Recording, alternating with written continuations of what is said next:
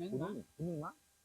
มันต้องมาเฮาว่าบ่ทองลงมันสิเกินเฮาบ่เฮาว่าโอ้ยอย่าลีเด้อมันนั่นมาดิติมาลีเด้มาช่องคือเอามาช่องเขาบ่ได้มาผู้เดียวเด้มาช่องคือเขาเฮาก็บ่ได้ยังนี่ของเขา ก็ได้แล้วก็อันนั้น มันเขาช่องกันเอ้าบ่แม่นเขาสิวน เออบ่แม่นเขาสินั่นเด้พอเพียงแต่ว่าเขาได้ยินแล้วเขาเห็นอยู่เมื่อมาทมันก็บ่ได้มื้อนะ ำทำอยู่ทางให้เงินโอ้ยเป็นการเฮาบ่ได้นั่นแล้ว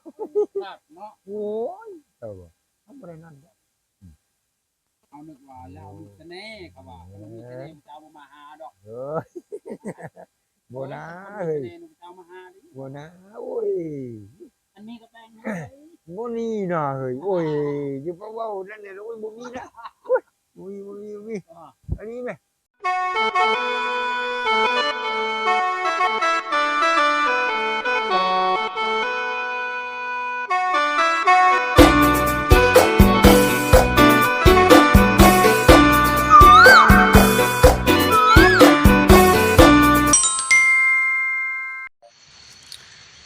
กับสบายดีหรือว่าสวัสดี FC พังไทยพังลาวหรือว่าต่างประเทศ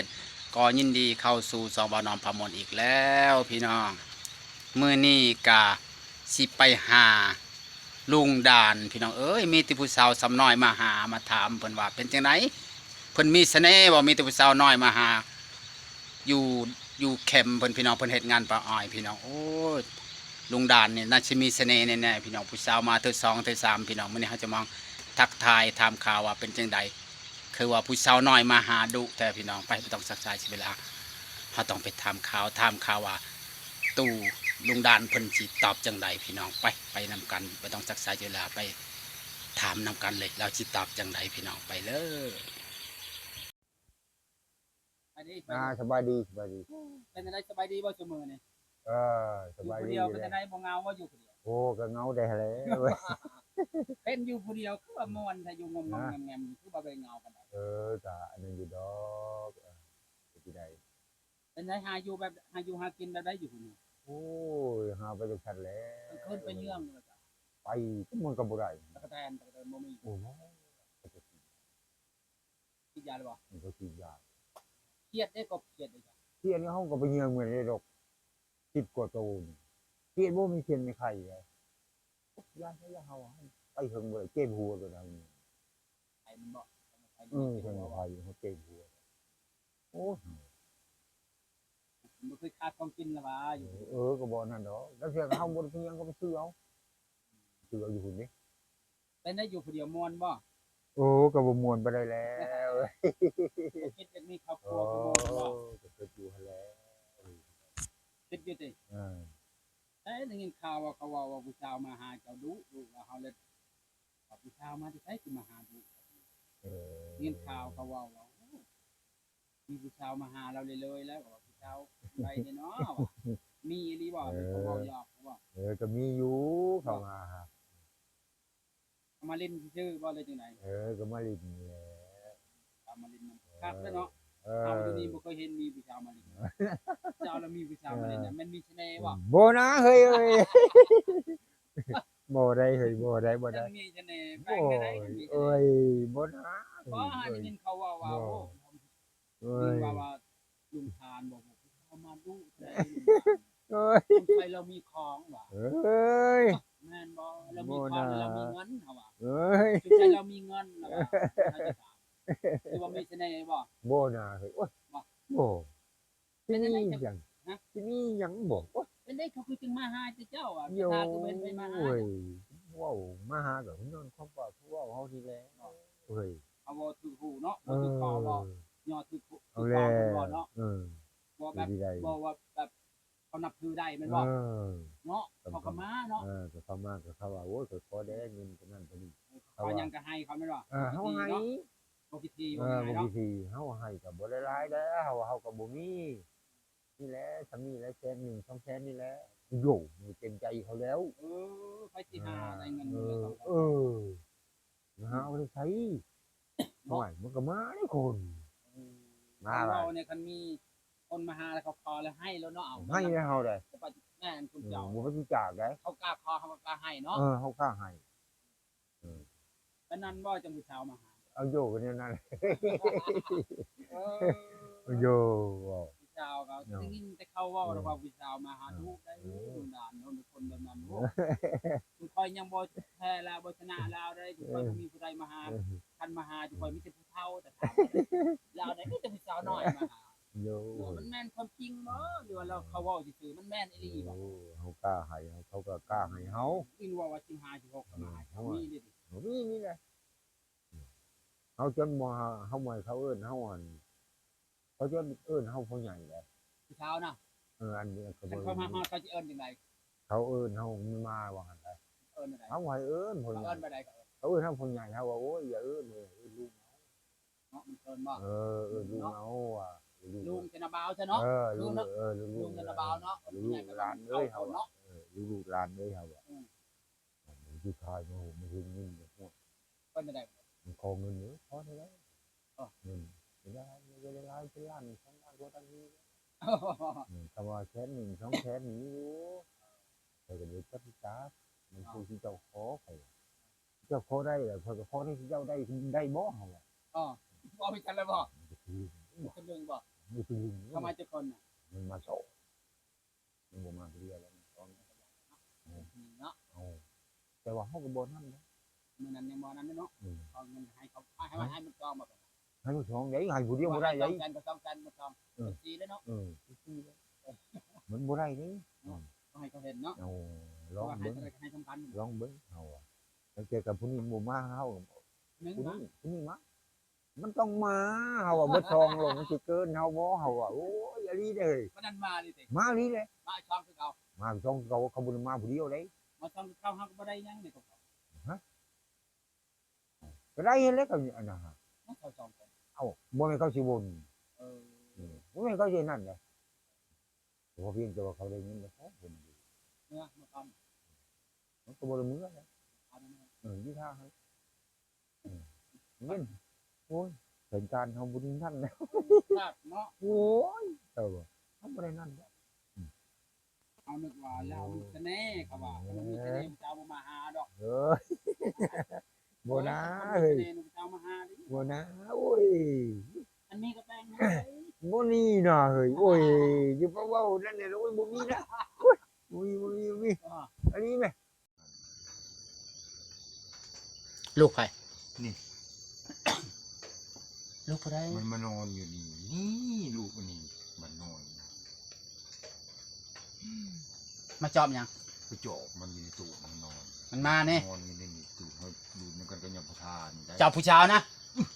ผู้ชาวมาเนี่ยเรามาจอบ เอาเขาไปหางัวเขาไปจ่อ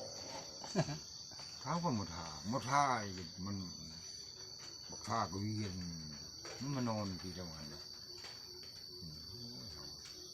ผมก็รู้มันเอาไว้คนใหญ่เท้าเบาแล้วเจ้าเข่านอนเขาก็เขาพูดอื่นด้วยอันเขาก็น้องหนุ่มบ่ได้ท้ามันก็มันยังคือว่าลิ้นน้ำมันนี่ก็ได้อยู่รักษาท้ามันหลอกที่อ้ายซื้อลิ้นเขาก็นับถือว่าน้องหนุ่มเขาบ่ได้นั่น คนจำได้ โอ้ยคนขาว คนอายุเท่าไรกะวะ อายุมันให้ชาวปี ทีนี้ก็ยังอยู่ ยังมันยังในเรือนมือเนี่ยมันมาชิโนน พ่อบ่พ่อละ ไปเขาก็ไป ไปพ่อ เอ้ามันมาฮอชิโนนแล้วบัด โทร มันโทรมา โทรหาเจ้าฮะ โทรมาแล้วมันเอาโทรศัพท์ของหับที่เขามันแรงง่ายมาเขาด้วยมือเขานอนอยู่ชิโนเลยเขาก็ไปมือเช้า อ๋อ ไปเช้าเขาลงตลาดเห็นมันยืนขี่รถ ไปให้ไหน ไปแล้วเขาก็มันก็ขอเงินเขาก็ให้ ขอเงิน ผมมีเงินใช้แล้วขอเงิน ขอเงินให้เงิน500,000อันนี้แหละเอาเมื่อให้เงิน พอเท่าเด้อตัวเองเมื่อพอเท่า300,000เมื่อพอเท่าเจ้าเมื่อเจ้าเวลาวันศุกร์วันกินเจ้าก็ลงใส่บาตรหยาดน้ำไปช่วยเจ้าด้วยคำเด้อให้เอื้อเจ้าเมื่อมันมา2 คนไหน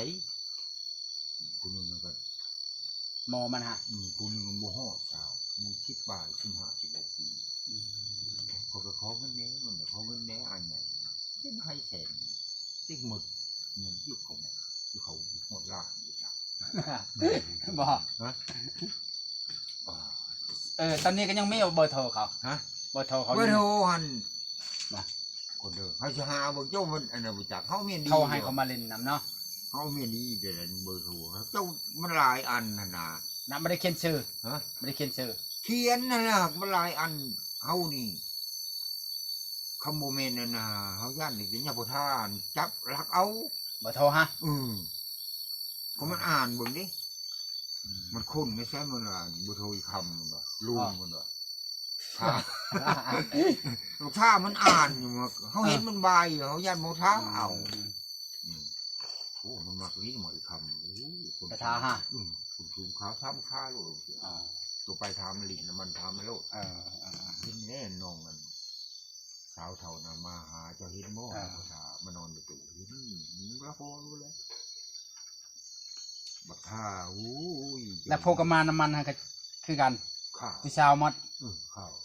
ผู้สาวตะหลักสาวงามว่ะ งามเลยโอ้เขาเบิ่งนี่พวกอันนี่ห้ามนางใหม่ก็ลูก1ลูก2ลูก3ก็ป้า เป็นตะเบิกมาไปนะ ลูกเพลงอ่ะ บ่คิดได้ว่าเห็นผู้สาวงาม บ่แล้วเขาเจ้าก็เฮาอันลุงเฮาบ่สิยก บ่หารด้วยนะ เขาก็คิดอยู่แล้วปะเขาบอกเฮาลุงเขานับถือลีได้ อ๋อ เขาผูกแขนเฮาโอ้ยงัดเหล่าใส่โอ้ยนี่จะไปกินได้บ่แขนงัดใส่จับอยู่หัวหนุ่มลีได้ คนทางนั้นจับได้เห็นบ่ เขาจะจับเขาจะจับเขาจะกันเขามีแล้วก็จับแขนเฮาหัวหนุ่มหุ่นก็บ่ปาเอาเขาบ่ขึ้นโอ้ยผมจับคือกันนั่นแหละ อันเฮาอยากเชียวอยู่นะหันเอานี่เชียวเฮือนแม่นเชียวมึงคือบ่บายอยู่โอ้ยเขาจะจับแขนมึงเฮิงผูกแขนเลยมึงยังบ่บายบ่มีบ่นี่สิหานเอาตัวบ่เอาคำมาที่หันใครอันนี้ว่าเขาเจ้าไปล้มเขาเลยเจ้าบ่บายบ่ดมบ่ยังแบบสาวจับได้บายได้เห็นบ่ เจ้าบ่ล้มบ่ยังบ่กอดบ่เพื่อเขาว่าลูกสาวเขามันบ่มาเขาบ่จักเขาก็ย่านกันนี่หนูเขาสิพา เฮายังบ่ฮู้เนาะไผสิหานเนาะ หมู่บ่เว้านี่ได้มีเฮาเอามาลิ้นเฮาถามผู้เจ้าเขาจับบ้าเขามาลิ้นช่องขึ้นข้ามขึ้นเอาเลยจับเขาไว้หักลูกสาวเขามานเขาเจ้าบ่จับบ่ไม้เขาว่าสวย เขาว่าบ่ฮักบ่มักลูกสาวเจ้าเขาว่าเขาเอาบ่จับเขาสิได้เขาว่ารังเกียจเขาว่า ว่านี่แหละเขาเจ้าบริจับบริบายมืออันคืนใหม่เจ้าบริณนำลูกสาวเขานี่จะไปคืนใหม่เขาขอเงินไหนขอบ่ได้หรอกหาแช่อันนี้5,000 ขอให้ได้ ขอเงินนี่เจ้าบ่จับบริบายลูกสาวเขานี่เขามาหลัก 5,000หยัง 5,000กี่นี่ โอ้ยนึกว่าหลาย 5,000กี่เฮานี่จุดนักหลายก็10,000ยาเลยนึกว่าหลายนึกขอสิหาใจ โอ้ยบ่ฮอดสิหาใจเนาะไปแต่จะไปเล่นเนาะ โอ้ยม่วนโอ้ ไปน่ะไปเล่น เฮาปะโอ้ยเฮาขี่รถขึ้นไปเขาก็ขี่รถจักรขึ้นไปนี่เพนหอดคำบ่ได้แม่หันบ่ได้ฮอดพอเพนไปหันใด หลักสาว เขาขึ้นเหยียบทางยางกันไปเลยโล ทางใดทางเลเก่านี่บ่ ทางเก่านี่ ทางเลเก่าไปพุ่นฮะ นี่ขึ้นกิโลชื่อดีขึ้นไปเลยนะบ่ไปได้ เขา ทาง ก็บ่เคยไปเด้อ โอ้ย บ่ไปตำมวนแต่เนาะ บ้านเขาเจ้าเข้าไปหัน เราเทิงแล้วเราลุมเขา เขาปากแบบผู้ไทยใหญ่ ผู้ไทยบ่ แบบผู้ไทยใหญ่ ว่าลาวเลยผู้ไทยว่าลาวบ่เราเทิงบ่ได้ วงเล่าเขาก็ได้เขาชวนไล่พ่อแม่เขาปากผู้ไทย ผู้ไทยเราเทิงมา แล้วผู้ไทยเราลุม โว้ผู้ไทยเราเถิง ผู้ไทยเราเทิงก็ว่าม้วนกับผู้ไทยว่าม้วน ม้วนในเขาเอาแล้ว ว่าม้วนผู้ไทยละลุมก็ม้วนละเทิงก็ม้วนก็เป็นผู้ไทยฮะเขาว่าม้วนได้โอ้เนาะ นี่ว่าแบบเมียมาวงนี่เมียมาวงใครเลขนี่ว่าแบบนี้เลยแหละผู้ไทยนี่แหละโอ้เฮาโอ้ยก็เฮานี่นะ เขาไม่นอกบ่ไม่นอกไม่โอ้ยเขาบ้าอยู่ดิ เอาเกียรติเขาแน่เนาะ เอาก็คือเขาเกลียดเขาได้ เออ เขาก็นับถือเขาได้ เนาะ โอ้ยพ่อมันเอาแล้วหาผู้ให้คำนี่เด้อ พอเขาอ่ะบอก มึงคอยคำดิ เออ พ่อมันเอาไปชูเมียคอยค อ่ะบ่มีคนเยอะเฮือนเลยอีก ำ คำมันอยู่ มีมันผู้เดียว อืม พ่อไปชูเมียวันมันก็อยู่ให้อีกคำโอ้ย มันเอาพัวหรือว่าป่ะนี่ ฮะ มันเอาพัว ยั หรือว่า ยังบ่ลองบ่ไปเฉิดไปดำนาเฉยอยู่เฉยนอกจะไปเฉยลุง อืม บุชอยแม่ดำนาโอ้ โอ้จะเห็นเลยเนาะ อันทั้งนั้นเขาบริเวณอะไรนี่ ฮะ เขาเห็นเงินนอนเขาดินไหลเขาบริเวณนั้น